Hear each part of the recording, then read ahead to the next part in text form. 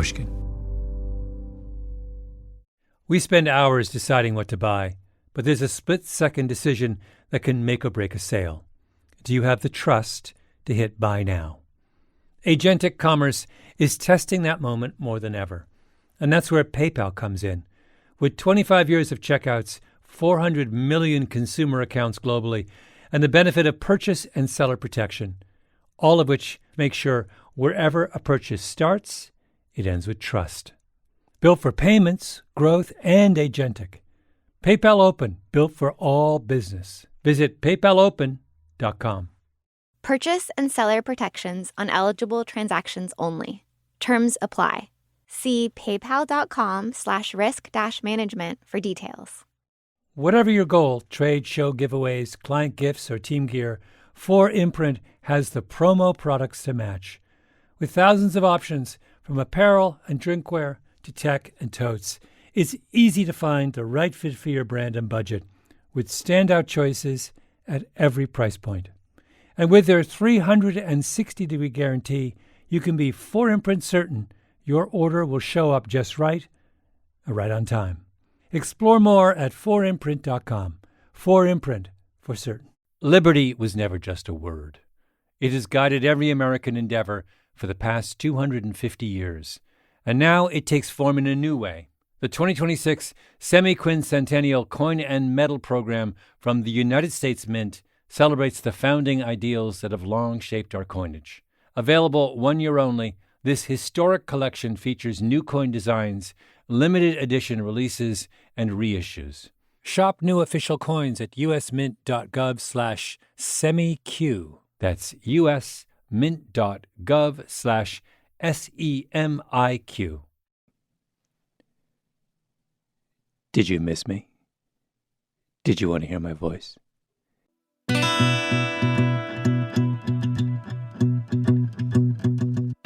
Hello, fellow revisionist historians.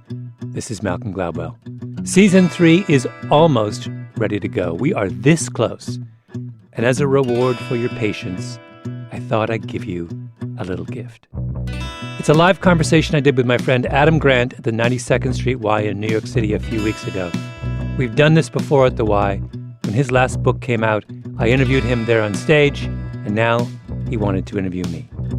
Which is daunting, because Adam is a very big deal.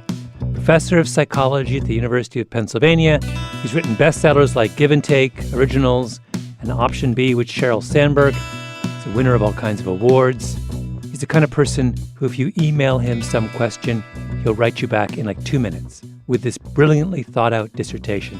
And you think, how did he do that? Oh, and an aside, Adam and I still use a BlackBerry. I know. And since we both get a lot of grief for that, we have explanatory signature lines under our BlackBerry emails. His is sent from my BlackBerry because I'm a Luddite and I believe in supporting the Canadian economy. Mine is sent from my BlackBerry because there's no school like old school. Not to get competitive about this, but mine's way better. What you're about to hear is a conversation about the workplace, which is Adam's specialty. Now, why exactly he thought I would have anything intelligent to say about the workplace is unclear, since I work in coffee shops. So a lot of what follows is just me pretending to know something that I don't, which has never happened before. Never. I have to say, you're my favorite sparring partner, in the sense that you really take joy in intellectual disagreement. I've discovered that I do too. And so my hope is that we will disagree on some things tonight. Good. Yeah. When we do, I hope you take that as a sign that I respect your opinion enough to want to change it. All right. And ideally, I will win more of these arguments than I lose. Yes. Is that fair on ground rules? Sure. Yeah. No. I'm happy to lose arguments to you anytime you want. Great. Yeah. We should do this more often. I'm so glad you're here. So the place I wanted to start is to say that, when I think about work life, we both spend a huge part of our work lives thinking about human behavior and trying to understand it and make sense of it and maybe even make it a little bit better. And I think, we're both in jobs that have a pretty strong monopoly on that, right, between journalism and social science. I'm curious, outside of our jobs, what you would say is the occupation that has the most insight into human nature and human behavior? Well, I mean, there are obvious ones. Teachers would be the first, and by extension, and then all of the professions attached to that. So my brother was a principal. I always feel like in the position he's in, he's a principal of an elementary school, so he interacts with kids, their parents, and then the teachers who have to deal with the kids and the parents. And it strikes me that you have a very powerful lens on human beings particularly because parents are never more crazy than when they are interacting with the teachers of their children. So you're going to nominate principals, teachers. My instinct was comedians. I think as a comedian, you have to understand not only what will make people laugh, but also what's right on the edge of making people uncomfortable. And that requires a lot of insight into the immediate reactions that your audience is going to have. And so I think comedians are master psychologists. Oh, Agree or disagree? Totally disagree. Because... Who invited you? Think about this. No, think about this, Adam. So I'm using the principal teacher as my model. You're using the comedian. The thing that's difficult about the teacher is that the teacher is dealing with people in a natural environment in real time, and there is an infinite variety in the circumstances and the kinds of people that they have to interact with. The comedian, by contrast, is dealing with people in a tightly controlled setting with a rich set of expectations governing their behavior, where they get to turn down the lights, dose everyone with alcohol, and create an expectation that laughter is the appropriate response to what they're doing. I cannot imagine a better set of circumstances, an easier set of circumstances for navigating a social situation than those. So if that's true, when are you ready for your first stand-up performance? I would, if you're asking me, that's not the right answer. The best question is, if you're asking me, would I rather teach a class of first graders or do a stand-up performance? And the answer is, I would do a stand-up performance 1,000,000 times before I would teach a class of first graders. Infinitely harder. I cannot wait to present you with both options and see what you really choose. But wait, how could you? It's not even close, by the way. Stand-up. One of the things that stand-up comedians do that drives me crazy is that they like to pretend that their profession is this terrifying, death-defying, high-wire act. Have you ever given a performance before a group of people who have been drinking? They are putty in your hands. It's like they're sitting there, they're dosed up with alcohol, waiting to be entertained. That is about as far as you can get from a room full of first graders as is humanly imaginable. I think there's some truth to that. I also think, though, that the nice thing about kids is that the situations repeat over and over again. So you only have a certain number of ways that kids can misbehave and that parents can be difficult. And you get to practice over and over again the responses that you want to have. And over time, that becomes a skill, and it becomes expertise. Wait, you don't think comedians practice over and over again? Of course they do. Of course they do. But your audience varies so much. Try to give an improv performance in a new country for the first time. Yeah, but they don't do that. They go to Vegas, and they go to the Comedy Cellar, and they go to... that's You're hanging out with the wrong comedians. No, that's my point. They control their environments. No one controls their environments better than comedians. That's how they manage to do what they do, right? And so you don't think that still requires deep insight into human behavior or psychology? Not deep insight. No. Talking to drunk people requires some insight, but it's not... You may be doing it right now. Let's shift gears a little bit. I want to talk about your work life. Mm-hmm. So I'd love to hear a little bit about your creative process and where your ideas come from, how you develop them, and any insights for our audience on how to be a little bit more creative. Well, I did an episode of my podcast last year called The King of Tears, which is all about why it is that country music can do sad songs and rock and roll can't. And one of the points I made was something that I've believed very strongly for a long time, which is that country music can be sad when rock and roll can't, because country music is specific.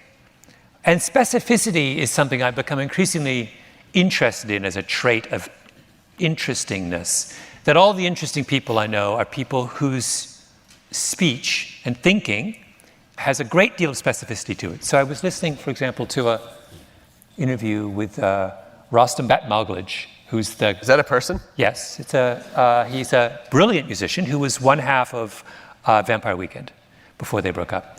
And I happen to know his brother, who's also a brilliant director. And they have the same quality. When they talk about what they do, there is this brilliant level of specificity. So they don't just say, I really loved that film by Alfred Hitchcock, which is what 90% of us would say.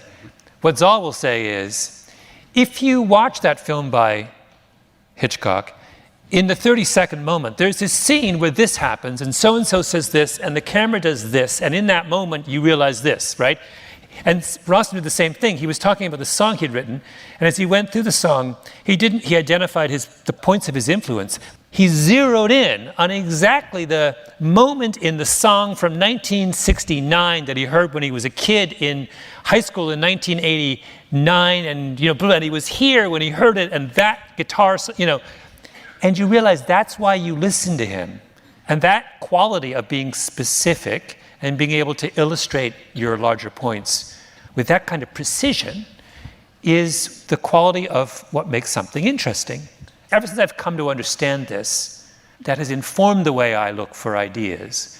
So I'm trying to be as precise as possible in how I illustrate an idea, and to understand that in the service of illustrating an idea, you don't have to skate over you don't want to skate over the surface. But isn't that what you've always done? Right? Like, here's a story about a statue, and oh my gosh, that changes your entire understanding of intuition. And here's a story about a hockey team or a soccer team, and all of a sudden, we're going to reimagine how success works and think it's much more luck and opportunity than we think. Yeah, but I think I did it in the beginning without realizing that's what I was doing.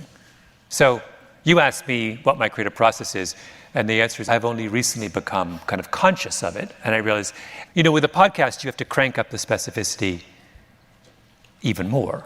So because now you're listening to somebody's voice, in order to engage someone who's only experiencing this through their ears, you need to ramp up the precision.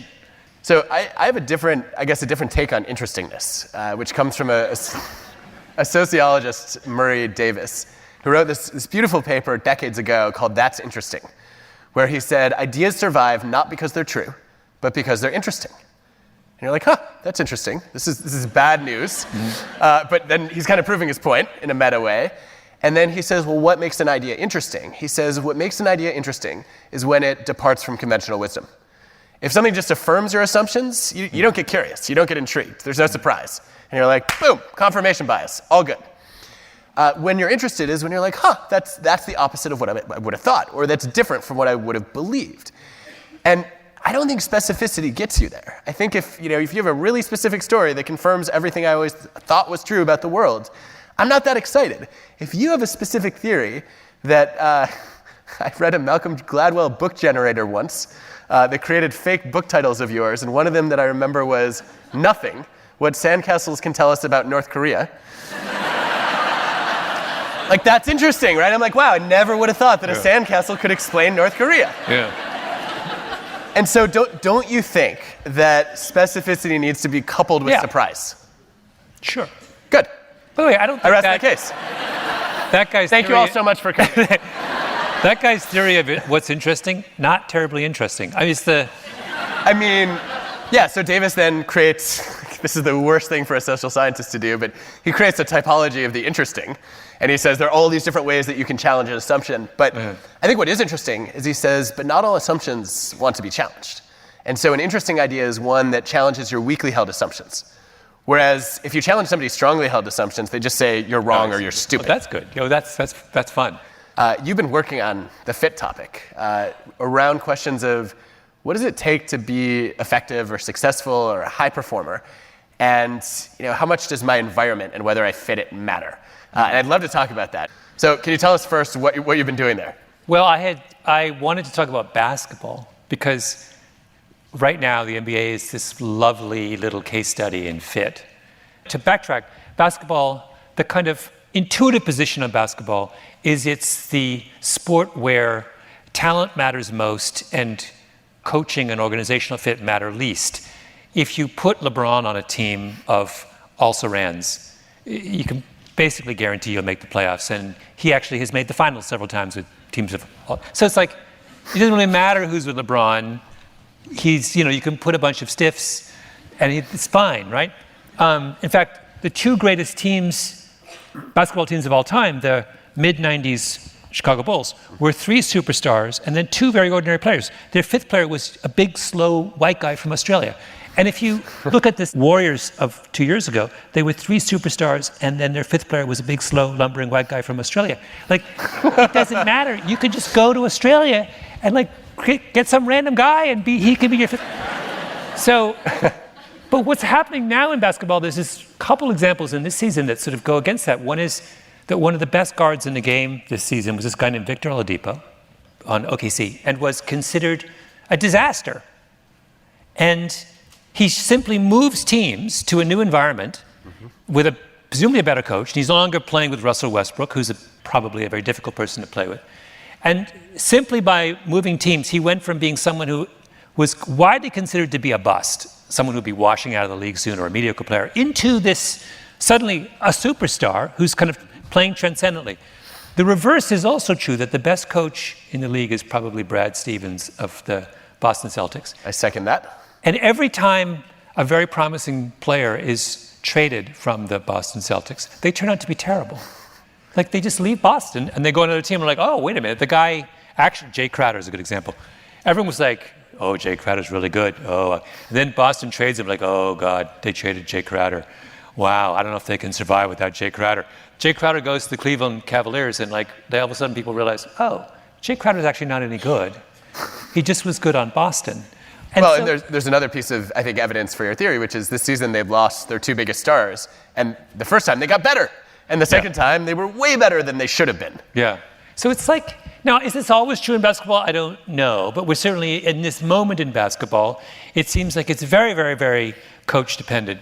And when you see those, I've given a couple, those specific anecdotal examples, you then begin to wonder how many players on basketball teams who we consider mediocre are actually really good, but just in the wrong environment. Is Victor Oladipo, is he an exception, or is he part of a larger trend? And I'm increasingly of the opinion that there must be lots of Victor Oladipos out there. I think there are, and I think they're not just in basketball. So this makes me think of a study of cardiac surgeons, where you track their performance over the course of the day.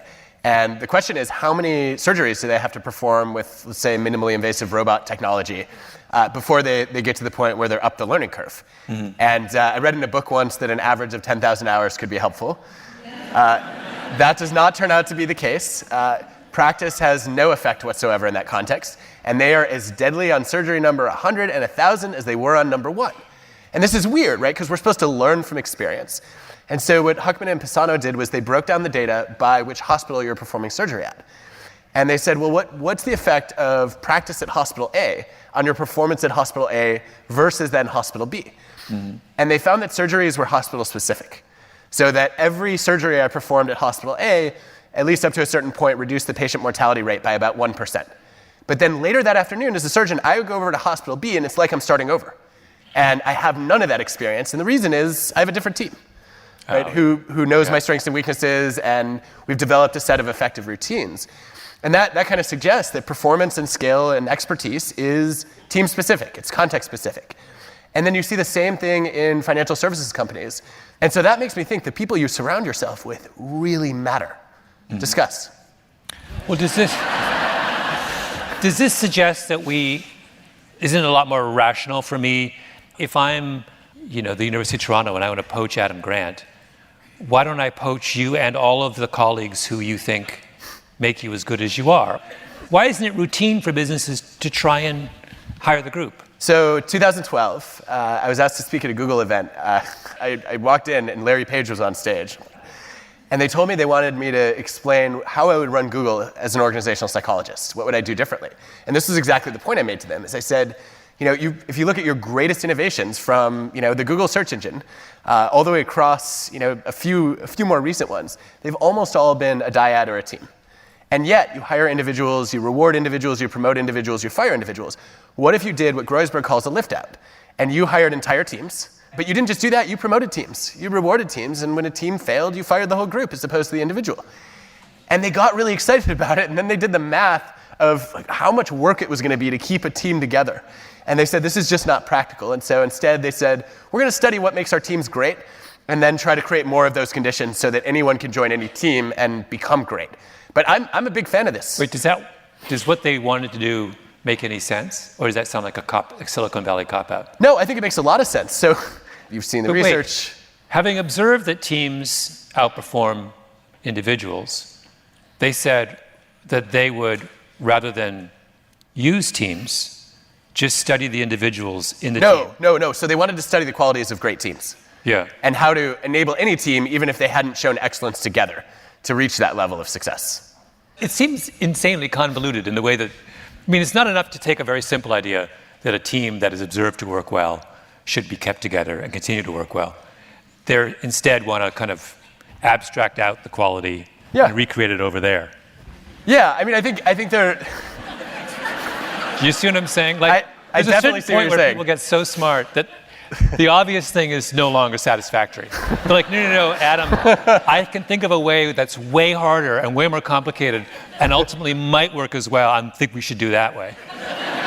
Definitely. No, look, I think there are two complications. One is over 75% of airline accidents happen the first time a crew is flying together. Yeah. And the evidence goes so far on this that NASA did a simulation showing that if you had a crew that was well-rested flying together for the first time, they made more errors than a sleep-deprived crew that had just pulled an all-nighter but had flown together before. And you talk to airlines about this, and you say you should force, pilots to work together. And they're like, logistically, we can't do it. Like, there's no way to organize these flight mapping schedules so that everybody is always together. And that, I think Google has a version of that challenge, right? Yeah. As do most companies.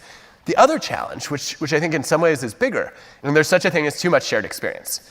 So in the NBA, teams max out on probability of success around 3 or 4 years together. And then once they have more than 4 years of shared experience, their odds of winning go down. And maybe they're just getting old, the players, by that point. But a lot of it seems to be routine rigidity. And that you become more predictable, you stop innovating, you stop adapting, and other teams can develop ways to defeat you. And so, I'd worry a lot about saying, hey, we've got a really successful team, let's just go, let them, be great until they suck. Yeah.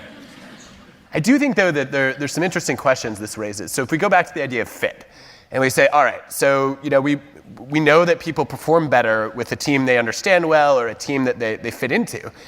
The natural extension of that is to say, okay, when I go into a company, I got to figure out what the people are like. It might be values, personalities, skill sets, and I want to go join a place where I belong. And I guess two questions for you. The first one is, how do you recommend doing that? Mm-hmm. And then secondly, what do you think are the problems associated with it? Well, so it's funny, because I have an episode of my podcast this season where I deal with this question quite explicitly. And it's all about a very brilliant military guy who goes into, at a crucial moment in this country's history, goes into government service and works for, I say, non-military government service. One of the weird things about military guys is that when they refer to the government, they don't refer to the military, like as if the military is not the government, which I always find quite charming. So he goes into a standard Washington bureaucracy as a Marine Corps guy. And what happens is mayhem, in a certain sense. He's too good for the job. One of the things he does is he realizes his predecessor had never left Washington. And this is an agency that has far-flung operations all over the world. And he's like, that's crazy. And he then visits absolutely every one of the 400 field offices of his organization in 3 years, at the same time as he gives 250 speeches, testifies before Congress, writes hundreds of articles, just because he's a Marine Corps guy, and that's what they do. They're in a hurry, they're really super organized, they're busy, and they don't do a job unless they're going to do it well, right? That is not the way bureaucracies work, and for good reason. You don't want bureaucracies run by Marine Corps guys. The worst thing that can happen if you're in a bureaucracy is that the bureaucracy gets really, really good, right? That is the end of freedom as we know it. The thing that saves it, and I don't mean this, I'm not being funny, I'm being dead serious. Our liberties are imperiled by overly competent bureaucrats, right? So this guy who's like super, super competent is just a tragic misfit in a standard Washington bureaucracy. Now, why doesn't he adapt? Well, he could adapt, I think, if he'd left as a 35-year-old Marine Corps colonel. But he leaves at 62. At that point in his career, it's more problematic than it would have been earlier. I think government service is a really good example of this because the culture of government service is so specific and in some ways so counterintuitive that, we persist, for example, in this country in thinking that business success is a useful predictor of political success. And it's not. Couldn't be more different, right? The kind of skills you need to navigate the political process are not the ones you learn running a company. I think where this gets tricky for me is if we go back to your Marine guy, I would say there's a study that Chad Hartnell led that was published recently, which showed that the more you misfit, the more you contribute. And so if you were to read an organizational culture, we could distinguish them on task versus relational values, right? So task-oriented organizations are high efficiency, high productivity. They're all about getting stuff done. Relational organizations are much more community-oriented. They're all about family, and they're independent. You could be high on both, but oftentimes organizations that maximize on one don't the other. And what Chad found is that if you bring a leader into the C-suite, if the organization's culture is more task-focused, the relational leader actually adds more value because they're not redundant. And so, I would say the Marine guy is exactly, right? The commandant is exactly who you want to put into government because he's providing something that is sorely lacking. Yeah, except I should have added, in this specific instance, the policy that he was so brilliantly enacting was a terrible policy. In other words, it works really well when you give, that task-oriented person orders that make sense. Right. In this case, we gave him orders that made no sense. Got it. I guess, there's a paradox here, though, which is, we're all happier and more comfortable in organizations that fit our values. And yet sometimes it's the ones that diverge or clash where we can contribute the most or differentiate ourselves the most. How do you think about resolving that paradox? And you're writing a book about how we gauge strangers. How do you think about sizing up a new organization, a new culture, a new workplace, a new boss? I think that we undersample new situations. We make up our minds far too quickly, and we're pressured to make up, a better way of saying, we're pressured to make up our minds far too quickly. I don't know why we would logically expect that someone ought to be able to size up a new organization over the course of a bunch of lunches with managers there who are interviewing you. That seems silly to me. I happen to be a big car nut. I look at cars. And one thing I have found is that you can't size up a car on a test drive. It's the most ridiculous thing in the world. So you're about to spend an enormous sum of money on a car, and you go for the test drive, and the test drive is basically they go around the block with you. It's nonsense, right? It's almost as if they're afraid of you actually driving the car before purchasing it, which is a very odd position for an automobile salesman to take. That they are, they are anxious about you having too much experience with their product before you buy it, and they don't seem to think this is a problem. They seem to think that if you just sit in the car, you can somehow intuit, all that's good and bad about that automobile just by. I really enjoy how much this bothers you. Oh, it drives. It's a car, right? If this were you could only go on 3 dates with someone before you're allowed to decide whether you want to marry them. I get getting upset, but this is a car. Who cares? What do you drive? You're driving like. I'm not entirely sure. You're like a Hyundai. You got like a Hyundai from. I've never driven a Hyundai, but a car is solely function. It gets me from one place to another. Well, to my point, yeah. I don't care how it drives. Yeah. Do you really not know what? Come on, tell us. What are you driving? I actually am not entirely sure what it is. My wife picked it out. My wife loves cars. She picked it out, and I drive it occasionally. Interesting.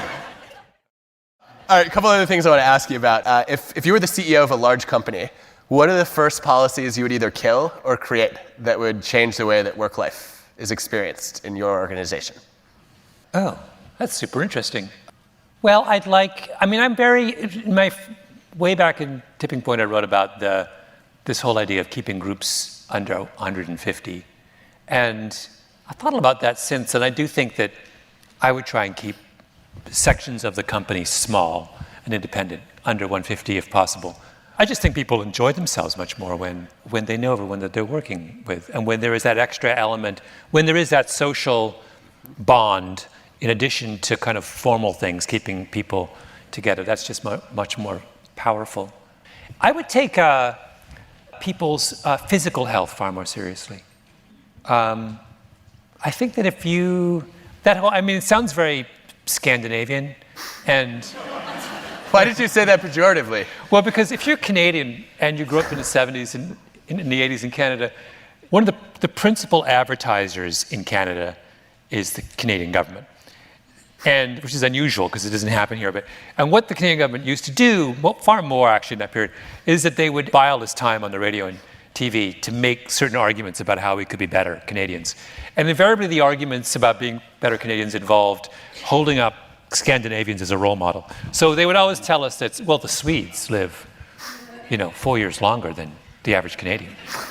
Or the Norwegians are running 20 miles a week, whereas the average Canadian runs barely at all.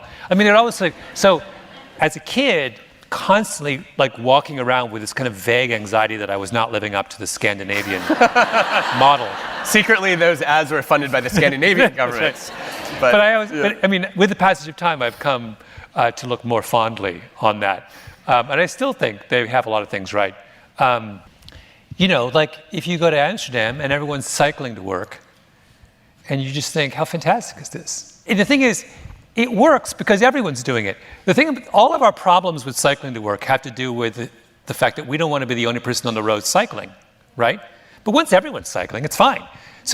And that's sort of what they've understood in Amsterdam. I once had dinner with my Dutch publisher, who was a woman in her 60s, and it was March, and at the end of dinner, she disappeared into the bathroom and emerged in a wetsuit. I was like, where are you going? And she was like, well, I'm cycling home now. And she... Underwater? No, I mean, when I say a wetsuit, I mean like a full-on kind of zip up. And she got on a bicycle and she rode 8 miles through the rain home. And she did that every day. I just thought that was so fantastic. Anyway, were I CEO, I would like to somehow... I just think people are much happier when they get a chance to regularly exercise, and sadly most people's schedules don't allow for that. So as an avid runner, what does that look like? Does your company have exercise breaks built into the day? My company's clearly not going to make a lot of money since we're going to be working out a lot. But you'll be really fast though, and really healthy. Far be it for me to hold up Joyce Gladwell as an example of, that's my mother, as an example of WorkLife, because my mother had a very unique perspective on work, which was it never occurred to her that the point of work was to make money. She had a whole list of things that came first. But one of Joyce Gladwell's great observations was that whenever she got a job, as she had in the second half of her career, the first thing she would do is she would go to her boss and she would say, look, I know I could work full time, but it's pointless. If you let me work half-time, I can get just as much work done, and I'm going to be happier, and you're going to be happier. And they would always agree after she pointed out that this was... And I think she's kind of right, that much of what people do can be accomplished, if they are happy and well-rested, and can be accomplished in some fraction of the time they currently spend on the job. So I'm not sure whether my company loses money. I think a reasonably productive place. My father, a mathematician, once was offered a job at Yale, and so he left for the weekend to visit Yale, spent a week there. Came back, we were all on pins and needles. We'll be moving to New Haven, and he said, "So he said, what was it like?" He was like, "No, it's not happening." I was like, "We're like, why? You didn't like Yale? Yale, famous place." He goes, "I got in there at 9 o'clock. They were all at their desks. I left at 5. They were still at their desks." This is not going to work. No. When you came out with David and Goliath, I remember talking, and I was thinking that you wrote this book about underdogs because you love to root for the underdog, and you said no. And to this day, I'm surprised and puzzled about why, and I'm hoping I can get to the bottom of it. Why do you root for the favorite? I believe that's the only truly empathetic position to take. And that you're right. I feel a lot of empathy for the New York Yankees. Rooting for the underdog is a form of moral weakness, and I'll explain why. So you have two people are competing. One person is expected to win. One person is not expected to win, right? If the person who is not expected to win doesn't win, they're mildly disappointed, but not massively disappointed because they didn't expect to win. If the person who is expected to win doesn't win, They are massively disappointed because the gap between their expectation and reality is enormous. They're suffering. They go home devastated. Their lives are over. They want to give up everything. They go through a massive soul searching. They wander off into the desert without water or food. Their lives are living hell. If you are a truly empathetic person, where does your sympathy lie? With the person who's like, well, I didn't win, but I wasn't going to win anyway, so what's the point? Or is your sympathy with the person who is wandering helplessly through the desert without benefit of food and water because they lost something that they had every expectation they would win? Where's your heart, Adam? You're like, oh, I'm going to go with the underdog. No, Malcolm, that is so sick and twisted. Sick and twisted. Callous. There's so much wrong with your reasoning there. I don't know where to start. So, first of all, I will grant you the point. Tim Urban's here in the audience, and he has this great equation that says happiness is reality minus expectations. And that's true. And so I think you're absolutely right that the favorite is going to be more disappointed if they lose than if the underdog loses. But what you're not accounting for is all the joy the favorite had the last 5 times the Patriots won the Super Bowl. So I don't have a lot of empathy for Tom Brady. He still has his 5 rings. He still has his chin. He's going to be fine. Whereas the Eagles, suffering through many, many years of almost being great. No, it's not about the Eagles. This is just about the Eagles. It's a recent and salient example. It all comes back to as a native anyway. But think about the fact that Tom Brady has a whole bank of joy built up over decades. And poor Nick Foles has been struggling his whole career, and he gets to catch a touchdown pass in the Super Bowl. You can't reconfigure the kind of principles of human psychology in service of your own Philadelphia inferiority complex. That's essentially what's happening here. You are on home turf. This is not fair. But no, I could play this story out for any group, right? The teams that have won, the individuals that have already been on top, they have already enjoyed the fruits of experiencing that. Here's the problem with this. Don't you? Wait a minute. Hold on. You claim to believe in social justice. Yeah. You do. And so you basically want to maintain inequality and just let the winners keep winning. No. And yet you wrote a whole book about how you want to create opportunities for David to become Goliath. Yeah. So you should be rooting for David. No. The book was an abstract exercise in understanding how a socially maladaptive outcome, the underdog winning, can be understood. That's all. Let me give you another. That is not how I read it. Last thing. Let me just explain to you how I first came to this understanding. What you are overstating is the degree of joy that accompanies an underdog's victory. The reason you're overstating it is you're forgetting the circumstances under which underdogs win.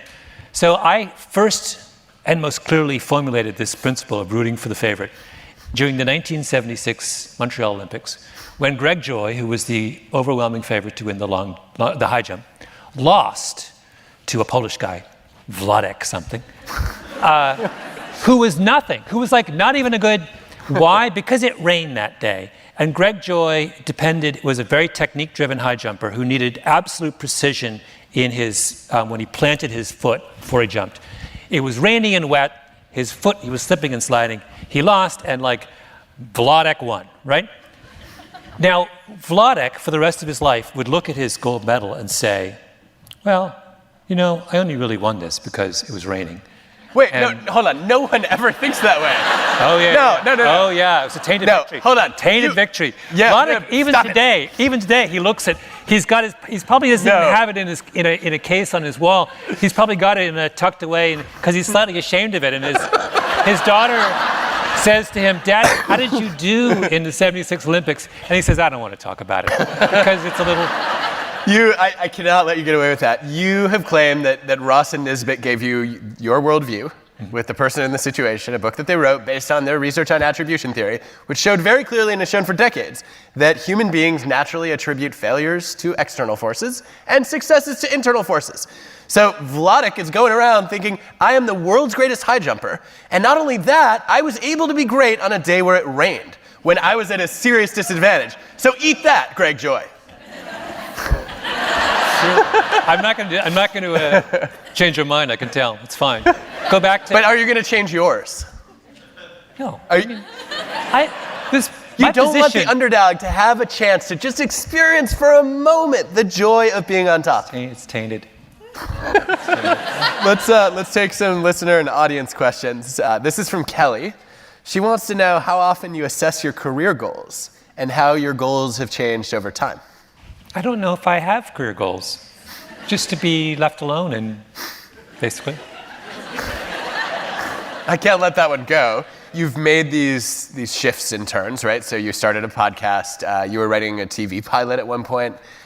You must be trying to accomplish something in terms of your influence in the way that you spread ideas. There's not a goal there? Well, I don't want to get bored. I think. I mean, it's serious. I don't know if there's anything more than that I'd like to try. The podcast was I wanted to try something new. The screenplay was I wanted to try something new. The writing books was I wanted to try something new.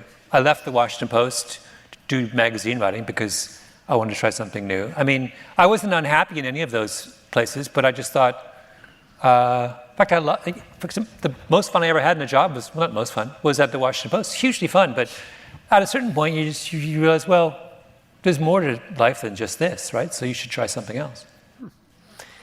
All right, Sean wants to know, I recently started a new job, and I'm curious when it's appropriate to begin disagreeing or expressing a different opinion. How would I know? I haven't had a job in years. The one time when I had a job at the Washington Post, I felt that the best way to be at work was deeply passive-aggressive. That is, that you should never express your disagreement in a straightforward way. You should rather quietly and in a kind of behind-the-back sort of way make your feelings known.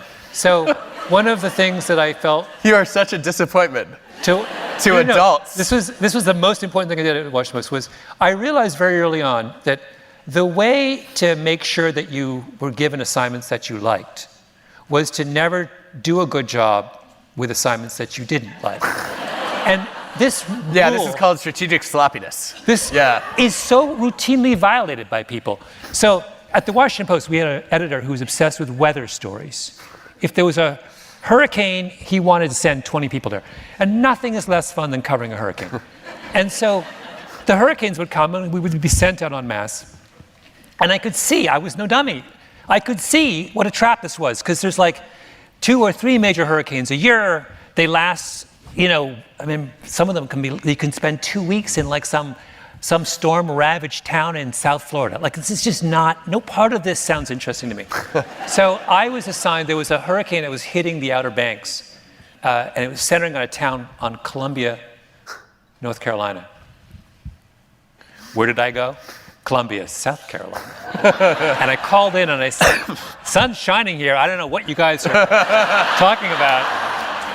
And then when they got angry, I was able to use my trump card, which was, I'm Canadian. I didn't know there was 2 Columbias. Who knew? What? Wow. Who thought it was a good idea to have, by the way, think about this. Who thought it was a good idea to have a Columbia, North Carolina, and a Columbia, South Carolina? Is there such a shortage of names of cities that before they separate the 2 Carolinas, they're squabbling over who gets to use Columbia? Like, there's a short list, and like, Columbia's on the list, and like, the whole thing's ridiculous. And yet, when I wanted to not be handed, tasks that I thought were not a good use of time, like sitting on a committee to determine furniture purchases, I just let it fall to the bottom of my priority list and didn't do a good job at it.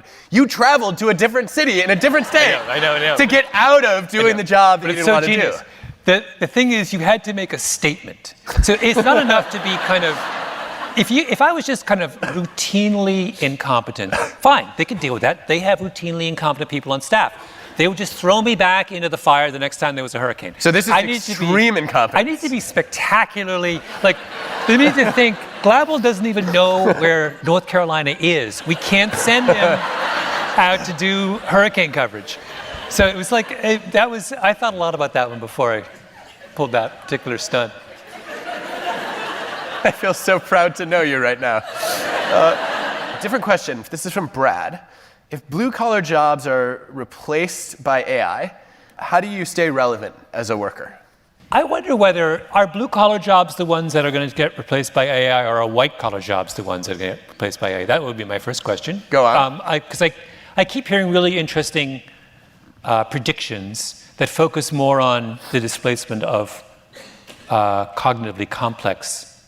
So if you think about, there was a great article in the New York Times by someone saying, autonomous vehicles don't put truck drivers out of work because truck drivers do a lot more than drive trucks. They do a whole bunch of personal tasks that require a person that a machine can't do. So the actual driving part is just some small. So what you might have is a situation where you have a human in the truck, only the human's not driving all the time. But you still need the human. Check on the cargo, make sure the truck is working properly, meet with the person when they're picking, et cetera, et cetera, et cetera. But if, a lawyer is doing document search, that seems to me really straightforward for AI. You're just trying to eliminate lawyers? No, not at all. But I know that lawyers are quite worried about it, and I think appropriately. So how does one stay relevant? I think the answer is that you just need to be the obvious answer is good at the things the machine is not. I'm not an alarmist about AI. I happen to think that there are so many things that we need people to do that are not being done right now, that mostly that involve communicating with them and empathizing with them and helping them out, that some displacement in some areas is not the end of the world. It just means that we'll be able to focus a lot more on people who are in need of help. Stuart and Dave both submitted basically the same question, which is, you wrote about Enron a long time ago. What lessons did corporate America fail to learn from that debacle that we're still in need of learning? Well, there's so much fun about the Enron case. I'm sorry, you said fun? Yes. Fun thing number one which is the thing that I wrote about at the time. Well, I wrote 2 Enron articles. The second one was better than the first. In the second one, I pointed out that Enron was an example of a scandal in which everything that was used to bring down Enron was material in the public record put out by Enron. In other words, to know what Enron was doing wrong, all you had to do was to read the material that Enron had given to the public on what Enron was doing. And the reason it took so long to bring Enron down is that basically no one ever read the stuff they were putting out. Now, this raises a really interesting question. If everything that was used to end Enron was based on stuff that Enron told us, then what did Enron do wrong? So basically, if you think that Enron was a fraud, and you say, I know they're a fraud, because here in their 10Ks, they detail all the crazy things they're doing, but they told you they were doing crazy things. So what's your case? Why were you buying the Enron stock if Enron told you they were doing crazy things? Maybe you didn't read the 10K, which you're supposed to do if you buy a lot of Enron stock. So it gets very confusing. It's not the same, in other words, as the woman at Theranos. What's her name? Elizabeth Holmes? Elizabeth Holmes. So there's now a case against Elizabeth Holmes. That's very different. So she was pretending to do X, and in fact we think, doing Y. That's fraud. But if I tell you I'm doing Y, and then I do Y, and you say, wait a minute, you did Y, you should go to jail. That's confusing. So as long as I tell you, so if I tell you I'm going to defraud you, you're okay with it? Well, no, I'm not saying I'm okay with it. I'm saying it's a different kind of crime. And it's one that I don't really understand anymore. I'm used to the model that the con man is trying to con me. Right. I'm not used to the model where the con man says before he cons me, here's how I'm going to con you. Right?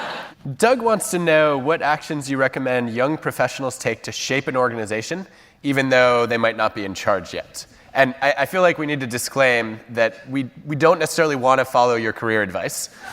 But what advice would you give on that? You want to change an organization? A culture you don't like, a policy you think is broken? Not be passive aggressive, I'm guessing. It's a good question. I don't know if I have a good answer to that. When I think back at my time in a large organization, Washington Post, the thing that was most frustrating to me was the extent to which people over time in an organization put the needs and desires of those on the inside ahead of the needs and desires of those who they're serving. So there was a famous case of a very, very brilliant reporter who was fired from the Washington Post because he was difficult to work with. But there was very little understanding of the fact that what made him a brilliant reporter was the same thing that made him difficult to work with, and that if you fired everyone who was difficult to work with at the Washington Post, you wouldn't have a newspaper anymore. You would. And I thought it was odd that an editor didn't consider it as part of their job description, the ability to work with difficult people, right? That's why you do that job. And that's what makes you good, is that at that job. And then there's a point at which sometimes people get so kind of immersed in their environment that the the reader, who you're supposed to be serving, falls away, and you just think about what would make your life better. So I guess in answer to that question, one simple way is to keep reminding yourself and those around you what the point of your organization is, who you're serving. But go back to the sampling. So how long do you want with someone, and how are you vetting them, and vice versa? How long? Because you hire people. Well, I hire assistants. Yeah, you have assistants who work for you. I've been very lucky with them. There's only one I ever got rid of because it didn't work out. What happened was it very rapidly became clear to me that she was a bad assistant, but it also, at the same time, became clear to me that she was a wonderful person and so deeply hilarious that she couldn't even send an email that wasn't an absolutely brilliant piece of work that would reduce you to, helpless scales of laughter. And so that really changed my perspective on hiring, because I was like, was I willing to give up competence in her job for the delight of reading her emails? And the answer is absolutely. So I was like, as long as they have bringing something interesting to the table, I'm happy. I do feel like the record needs to show that you just said she was brilliant because she was hilarious. So I stand by my comedian point from earlier. She was in This has been incredibly fun. Thank you for agreeing to join us, for sharing your bad advice, and your interesting ideas, and your wisdom, and your arguments that have inspired so many of us to ask more interesting, deeper, bigger questions. It's a real honor. I want to thank you, Malcolm, and thank all of you for being here.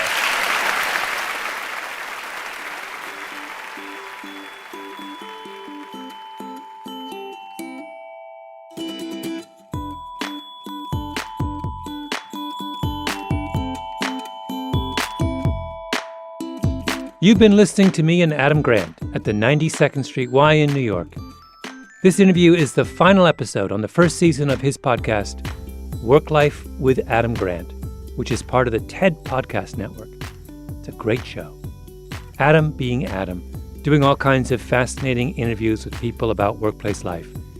If you're curious about what everyone else does from 9 to 5, or as the case may be, 7 to 10, give Adam's show a listen on Apple Podcast or wherever you're listening to this show. And for those of you waiting on the first episode of Revisionist History, it is just around the corner.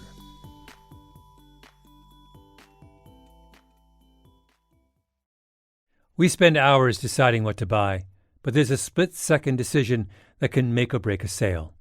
Do you have the trust to hit buy now? Agentic commerce is testing that moment more than ever. And that's where PayPal comes in.